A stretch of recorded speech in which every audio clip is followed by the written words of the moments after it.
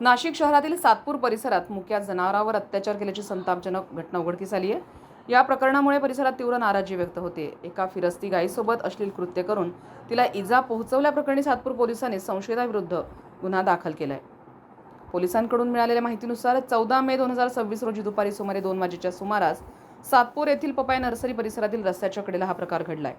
फिर्यादी आकाश शिवाजी खंडारे वय वर्ष 27 राहणार राज्य कर्मचारी सोसायटी अशोकनगर सातपूर यांनी याबाबत सातपूर पोलीस ठाण्यात तक्रार दिली आहे।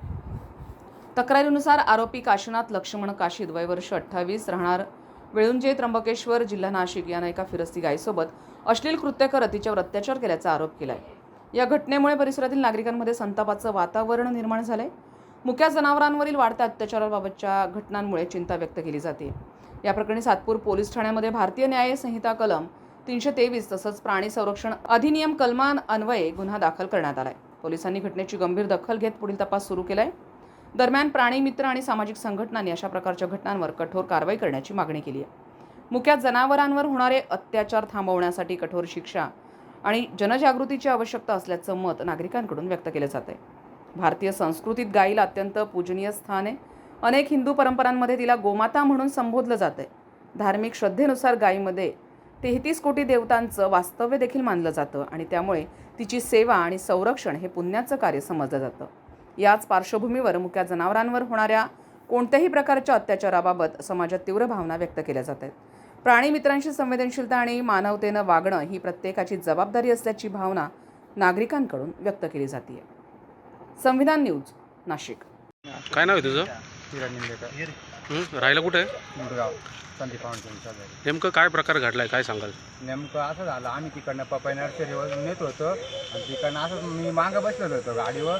माझं लक्ष त्या बाजूला होतं. त्या बाजूला लक्ष असताना ते नेमकं मी गोई माता बघितली आणि तिकडनं येता नाही का ते काहीतरी चालू होतं तिकडं. मी ते बघितलं डोळ्यांनी. मग मी पुढे जाऊन गाडी थांबवली नाही का.